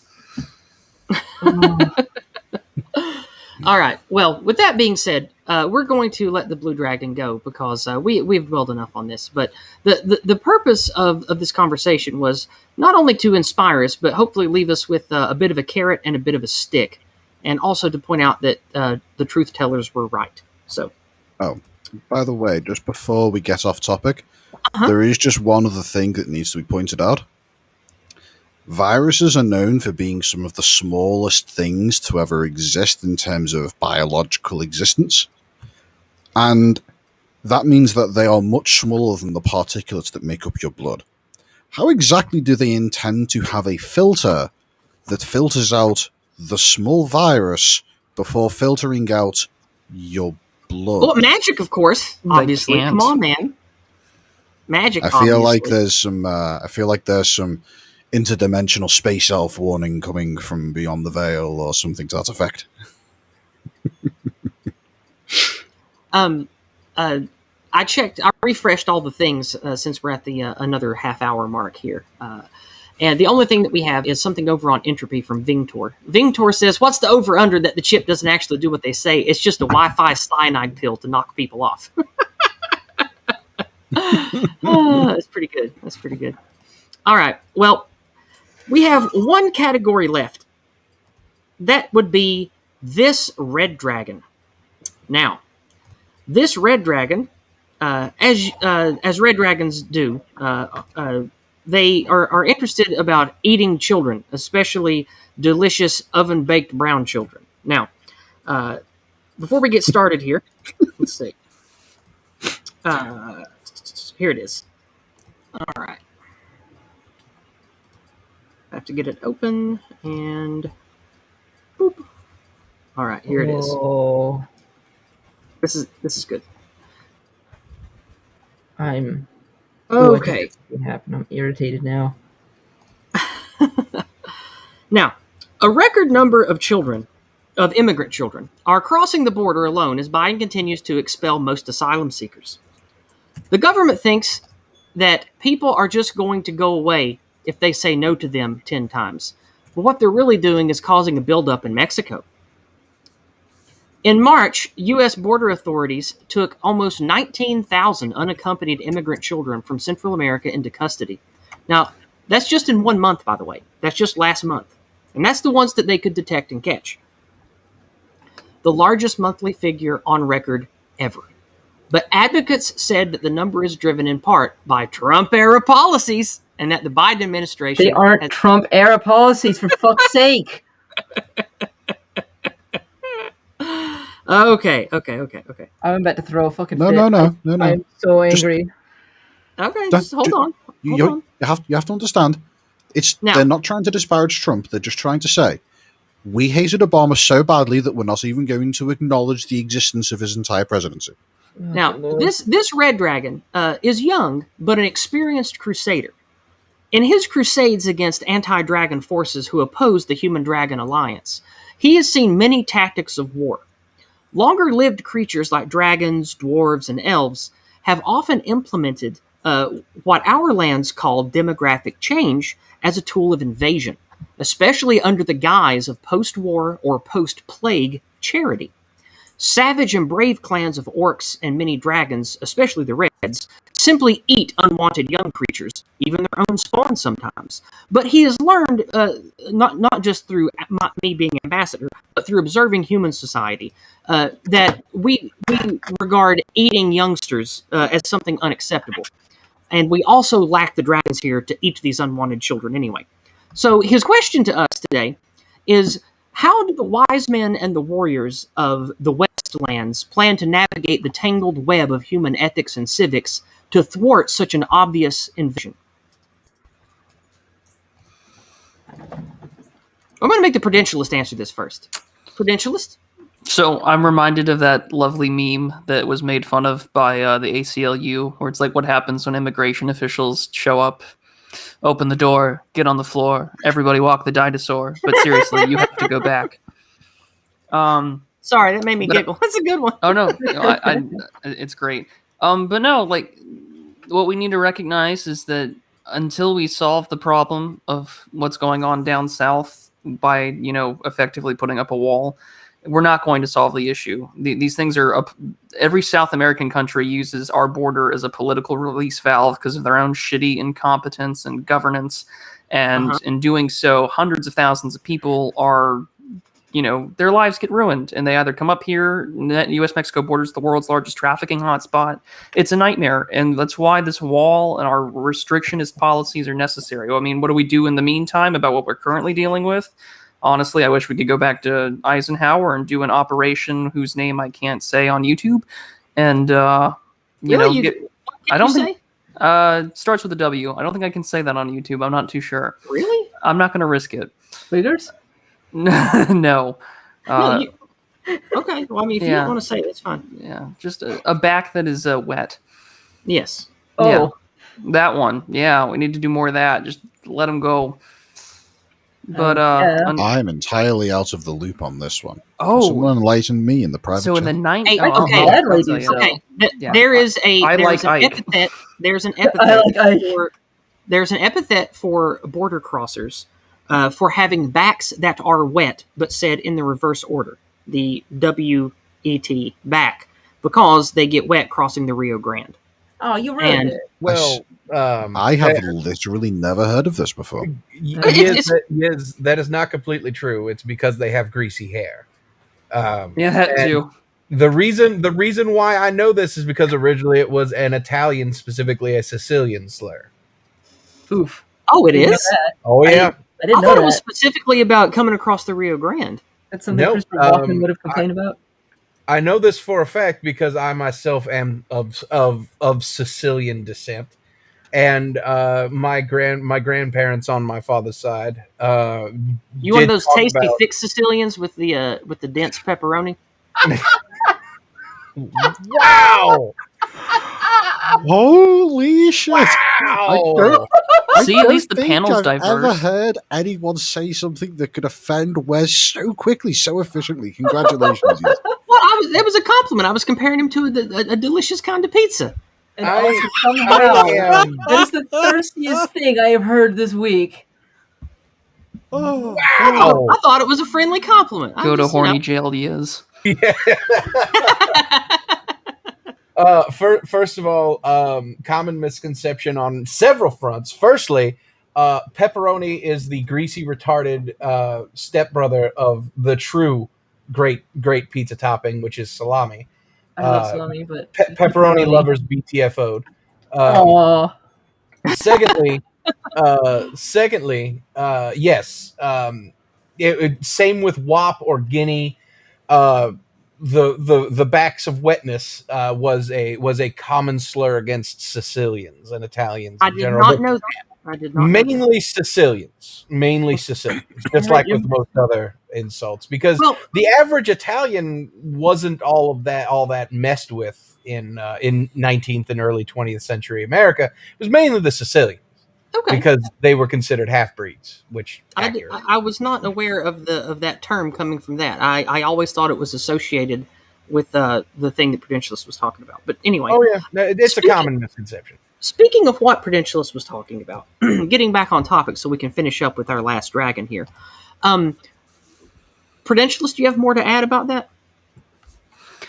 All that we can do now is try our best to create good communities and healthy local economies so we can be able to have more than one kid.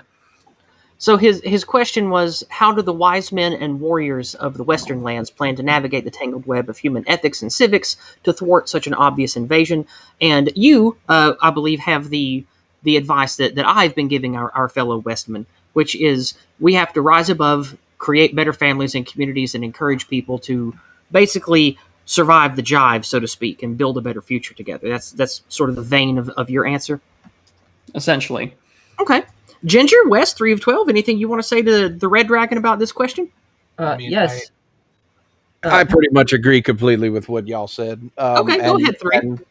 I haven't eaten, so all I can think about is putting pepperoni on lasagna. I thought you were going to say a delicious oven-baked, foil-wrapped brown child at the border. Oh, that would be tasty, too. Yep.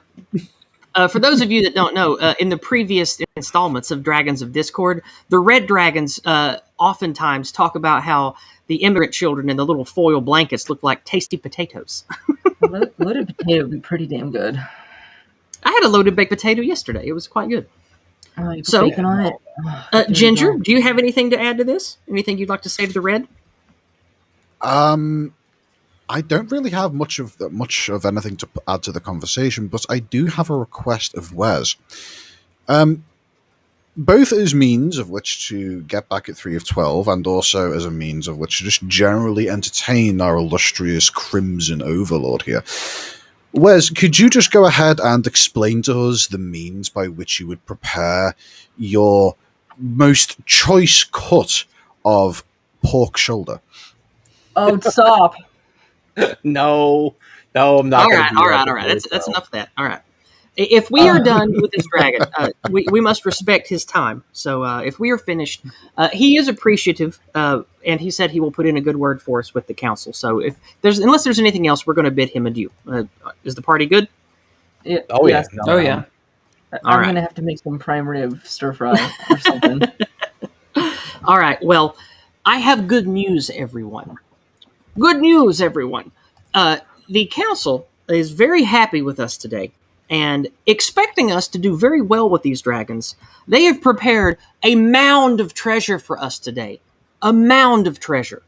And so we're just going to dive right in. No need to go sifting through it because it's all ours. So I'm just going to start at the beginning. And at the beginning today is a positive, uplifting article is our first reward today. And it is about My state. Tennessee governor signs constitutional gun carry rights bill. Nashville, Tennessee. Damn right.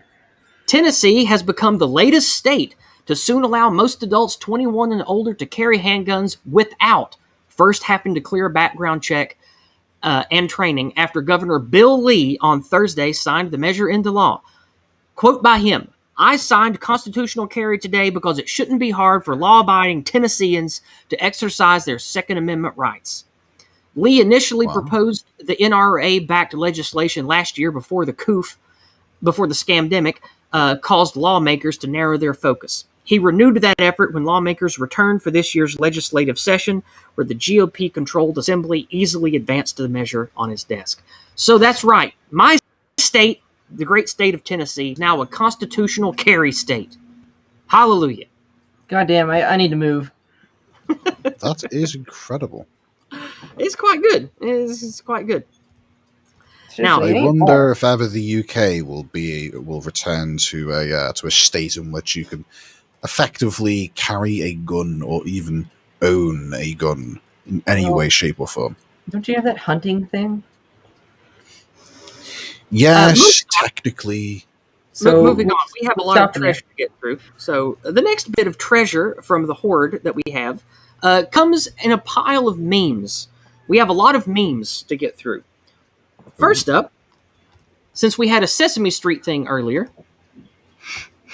I'd like everybody to feast their eyes on this beauty. Oh my god.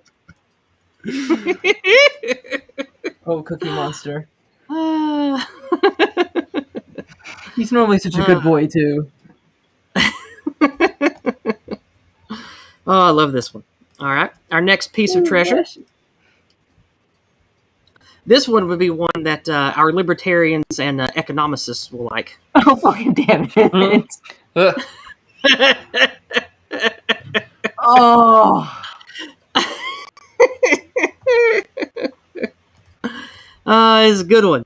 It's a good one. I like this one. Eat lots of eggs to stay large. Wait, what was that? Say again? Yeah, the Keynesian economics. They're also the bloated land whales. They used to eat lots of eggs to stay large. Gaston did nothing wrong. Gaston did all of them. All right. Our next piece of treasure in the meme pile is this beauty. Always trust the science. Always. Oh, God. Yeah. Speaking of this, by the way, recently NPR, in its constant 10 steps behind, recently released an article that was like, "Hey guys, did you know that sugar's actually bad for you? And we found out that the sugar companies paid the scientists to say that it's fat that's the problem." Like, thank you, NPR. We've known that for about 6 years now. Like, thank you. Moving on, we have this beauty. This is for the UKers. Meanwhile, at Windsor Castle. No.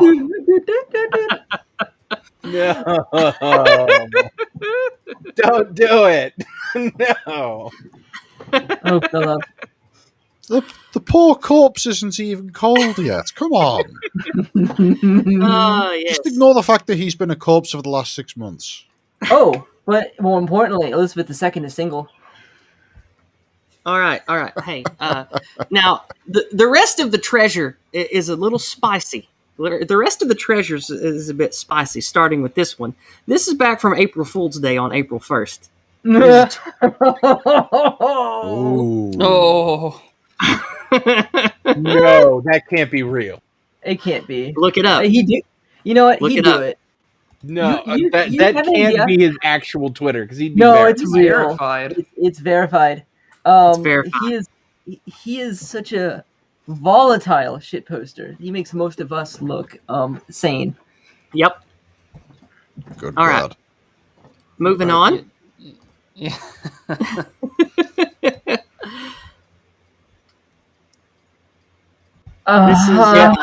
This is pretty Not spicy. inaccurate. This is pretty spicy. But, That's it. I'm starting the boog. I'm starting the fucking boog. I'm doing it. Where's my Hawaiian shirt? Speaking of Hunter, I just sent something in the private chat for you, Yizz. Oh, taxes are fucking theft. Oh, look what the Prudentialist found. This is a tiny gem that he found in the treasure hoard. Look at this one.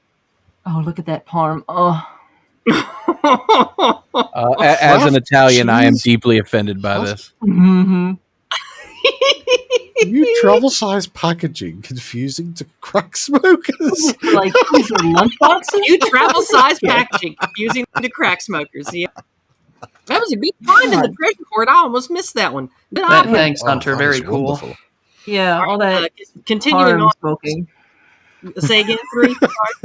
What is up with that? What was up with that? Anyway, I was so confused when he mentioned that he'd smoked more Parmesan cheese. I had no clue if he actually meant that as like a drug habit, or that he liked to cook. No, I couldn't tell. Okay. Well, moving on. We have a lot of treasure to sort through here before we get out of here. This one's pretty good. I'm gonna make God! No. Shit! Shit! For Christ's sake. Shit! Ain't that the truth? That's right. That's right. That's right. He's a good boy. Didn't do nothing. He didn't do nothing. He didn't do nothing. I'm loving the Anger. fact that Anger's we're just seeing video after video of like GameStops and Sally's boutiques and no justice, no Funko Pops, and shoe stores being robbed and raided because yet another Oh my God, I can black feel guy my in blood Minnesota. pressure. In Yes, Minneapolis, got shot. I'm aware that Jesus has nothing to do with it, but Christ still. Fuck. Damn it. We have one more meme, and this shiny gem I saved for the last. Oh, damn it! Did I pick the wrong keyboard again? Oh no! Prove it. Blam. Christ. Wow. Oh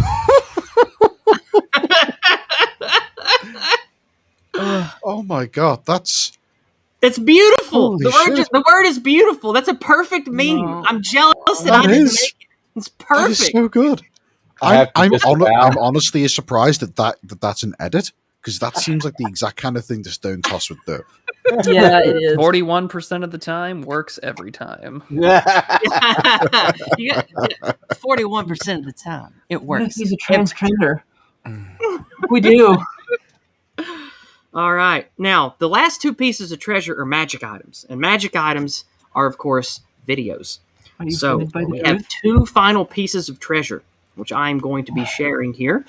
The first one is going to be a 2-minute video by a professional comedian, and then the last one is let's just call it a vintage Looney Tunes clip. So the darkness is your ally. Oh, you'll see. We'll see. Looking forward to the Looney Tunes clip. Here we go. This is what if the alt-right is a response, in my opinion, to two things. This is Dave It's a Smith, response professional comedian. To the left, and it's a response to the neocons. What they're basically saying is that the fucking left hates white people, and the neocons are run by fucking Jews who only care about Israel. Now, maybe those are kind of blanket things to say that aren't 100% of the time true, but there's definitely a lot of truth to both of them. And if you have the left who's lecturing white people about the left is so many of the social justice woke left people hate white people. It's so obvious. They fucking hate white people. And their message is basically the following. It goes, we're playing identity politics. See more people of color in positions of power. I want to see more women in positions of power. So in other words, everyone except white men, I want to see in more positions of power. And it is a horrible, horrible thing to be a minority. Even when a society has written laws and done all these things to make it better for minorities, it's a horrible thing to be a minority. And we fucking hate white people. And by the way, white people are going to be a minority in a few years in this country. That is their message. I'm really not adding much to it. Can you understand where there might be a movement of white people who aren't looking forward to being a minority? Mm-hmm. When people are literally telling them, we hate you, and it's horrible to be a minority? Yep. Do you get where it comes from? I'm just saying, do you see what's happening here? I mean, do you see what the Greek... Who radicalized you? So you did. I thought that was a wonderful clip and included in our treasure trove today. Now, the last piece of treasure is a real beauty. It is vintage cartoons. Say again? What? Before you do, Yizz, it's such a tragedy that this man died by suiciding himself in the back of the head with 2 gunshots tomorrow. Oh, man. This might be one of those truth tellers that let's get the that dragon Dave Smith didn't kill himself. I talked about earlier.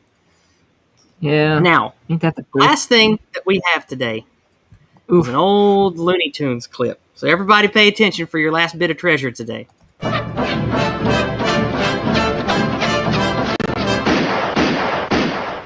One little, 2 little, 3 little engines. 4 little, 5 little, 6 little engines. Sorry, that one was a half-breed. 7 little, 8 little, 9 little engines. 10 little engine. I remember that one. Great job, Oh, everybody. Great job. I hope you feel rewarded for that's good for shit. educating these dragons. That's that was a great treasure hoard for all of us today. Let's bask in the beauty of the bounty of treasure that we got to share in today. I hope you all feel rewarded for your labor. You're so gonna get yeeted for that. Where did you find that? Looney Tunes. Mince's body has many hiding places, Ginger. Don't ask a lady where she hides things. That's a Baldur's Gate reference for those of you who don't know. Baldur's Gate reference. I think Wes got it. I am slightly sad that it was before my time. Well, you can get Baldur's Gate 1 and 2 on your phone now. Oh yeah, Old Steam. games will play on a lot of phones. I have it on Steam, and I really want to. We're getting close to the 2-hour mark because of all the jibber jabber with Uzulu and us having wonderful talky guests today. So let's check chat and let's see what we got going on over on PayPal, over on Cash App, and over on Entropy. If you have financial gifts to make, now's the time to do it because we are wrapping up, and we have a few things to share. That's right. Shit. 1 little, 2 little, 3 little engines. I remember that cartoon when you first popped it up. I'm like, oh god, this one. I'd never seen that before. Have you seen Sissy? Hey, Yizz, have you seen Sissy Waffen? Yes. Don't talk about it. I hate it. Don't bring it up. Canute over on D Live says strong finish. Lol. We'll get to YouTube chat here in a minute.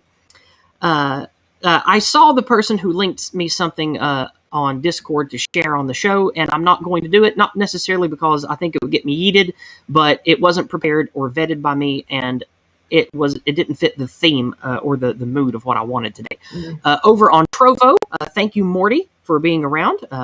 Morty over on Trovo commenting about DARPA and says, who asked for this crap? Nobody. I agree.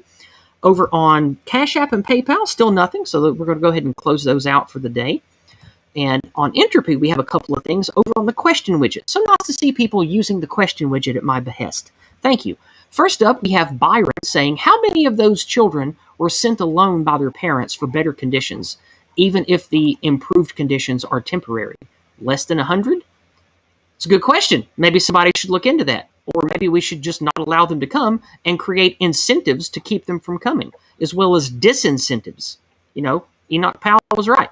Vingtor, also over on Entropy's question widget, says, why do women turn into blithering messes with the whole separating kids BS? But child sex slavery traffic is like nada. Nobody talks about it. Does it hit like a donut in the brain where they can't process it existing? Well, I mean, that's kind of rhetorical. Like, I don't really have a lot to add to that. And, I mean, it is what it is. It says what it says. It's, I don't have anything to add to that. Any of you? No. Okay, I thought not. Nothing from me. Well, that is the end of all of the interaction off of YouTube. And over on YouTube, I would like to thank all of the 60 people that we still have. We peaked at around 75 on YouTube today, and in total around 81 today. 81 is the bulk peak today. So we did really good. We had a good interaction this week. Yizz, thank you for Usalu for showing up. I don't know if he's still here, but I will hit the chat and check. He is still here. Uzalu, thank you for being here. And like my message said a month or so ago, you're welcome to be on as a panelist, my friend. It's just you seemed busy and you had a visitor there for a week or two, and I didn't talk to you much after the Archer marathon. But like my message said to you a month or two ago, you're more than welcome to be on here as a panelist. We'd love to have you on here sometime if you like. Half the people that come on here regularly are from the Cabal anyway. And I would like to thank everybody for joining us. And before we let everyone say their goodbyes, I have an announcement to make. This coming Monday, a week from today, we have the esteemed M.L. Christensen. Matt Christensen is going to be on Dragons of Discord with us next week. And that is a big win for me because I have followed Matt Christensen for a long time. He's a good man. And we know a couple of the same people. And I've talked to him a few times on his call-in show on Wednesday night. And after a few email exchanges, he agreed to come be on the show next week. So we're going to have a big-time YouTuber come visit us. He's got one of the most popular Sunday podcasts on the entire platform. So it'll be very nice to have him here as an esteemed guest next week. Also, Don the Pleb, the ends justify the memes, all -1. And I believe Wes Wyleven will be with us next Monday. Is that correct, Wes? Yeah. If you want me, I'll always be here. So I think that when we built next week, that's going to be that. But that was our 5 for next week. So definitely tune in for that one next week and give a lot of love to Matt Christensen. He's a fellow truth teller and fellow American patriot. Very honored to have a good, caring man to be on this stream with me, especially because he's got such a big following. So definitely be here for that. And Don the Pleb will be back on with us as well. I just wanted to let you guys know that. And another announcement, this Friday at the Corner Club, the special guests are going to be Wes Wyleven here and 3 of 12, because Wes and 3 of 12 are putting together a new podcast about Star Trek. It will be every episode broken down and talked about, and I think that's going to be at least a few years worth of solid content. So we're going to talk about that, and we're going to brainstorm with my followers and the community members to see what ideas you like, what kind of structures, and what things the community might have to say about putting together a good Star Trek stream. Yes. So I sort of preemptively shield a little bit for what Wes would have to shill. So since that came up first, Wes, is there anything else you want to shill or talk about before we get out of here today? Yeah, no. Basically, that thing is because so much of the narrative going on in Star Trek right now is that it's communist, that it's left leaning, all of that stuff. And as someone who grew up watching it, as someone who so many of my early life lessons was, I mean, consider it sad or cringy if you want, but a lot of the life lessons that I learned was from Star Trek. I learned it from Captain Picard and Captain Kirk and Captain Sisko. Like, war crimes are okay as long as they start it. And the pale moonlight. right, by the pale moonlight. Well, definitely tune in Friday for that. Yeah. And Prudentialist, I already have your link ready to share. Prudentialist, is there anything in particular, upcoming projects or anything you want to shill or talk about before we get out of here today? Sure.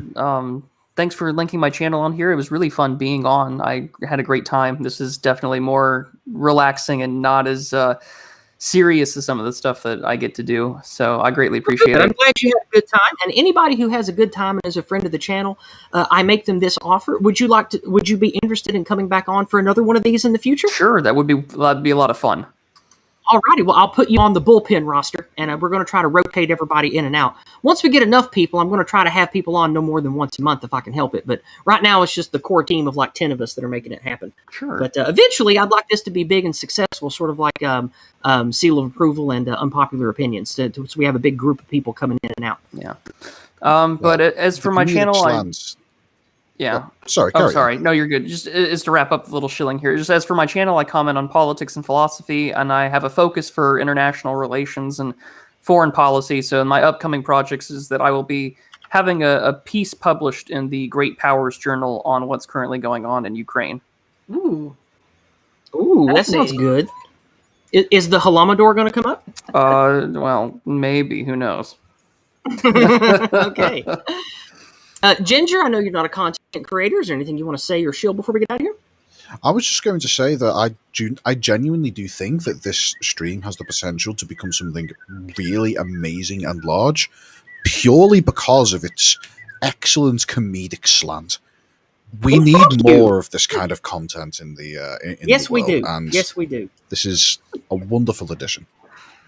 Well, hopefully we can get Uzulu in here. I think he'd have a lot of fun doing this with us too. Definitely. Excuse me.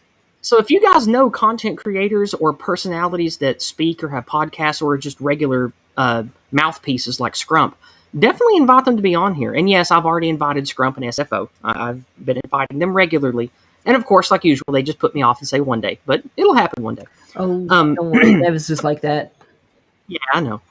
3 of 12, is there anything you'd like to shill or talk about before we get out of here? Well, I rescind my shilling for Star Trek Fleet Man. Freaking, I just got raided by a bunch of pirates, and I'm mad. Okay. Well, I'd like to remind everybody that Monday nights, I think that my friend Fornull has his music stream on Monday and Friday nights. So you can find Fornull's great work at this link. Give me just a second. Here we go. Fornull also streams to DLive, so I'll be sharing them. Excuse me. I'll be sharing his DLive as well next after we show his YouTube. And here we go. Now comes the DLive. Sharing his big D, huh? Oh, yeah. We know how you like that, lady. Okay. Female. Female? Are you wearing clothes, female? I'm worried. God, I love the freak. You're the best. Oh, God. All right. I've always wanted to... Good night, Stepdad. Linda and Stepdad telling us good night in the chat. Sweet dreams to you too, Linda. Good night, Stepdad. And thank everybody in the chat. Thank everybody here on the panel. I appreciate you guys helping this happen. And what I'm going to do next is I'm going to go over to Fornull's stream. So let's pop that open and make sure that he is streaming tonight before I try to get people over there. Yes, his Dragon Synth. That's why I want to advertise, because he has Dragon Synth Adventures. He is a live music host on Monday nights where he plays really interesting fantasy mood music and synthesized like high fantasy adventure music. And he's also an interesting comedic guy who puts together fun skits and stuff. So I'm going to go over there and visit with him for a while. And you're all invited to come over there. So we're going to hop over there. We're going to wrap things up. Thank you all for being here. And we will see you next Monday with M.L. Christensen, Don the Pleb, Wes Wyleven, myself, and 3 of 12. And this Friday at the Corner Club, Wes and 3 are going to talk about Star Trek. So we'll see you guys next time. Goodbye and God bless.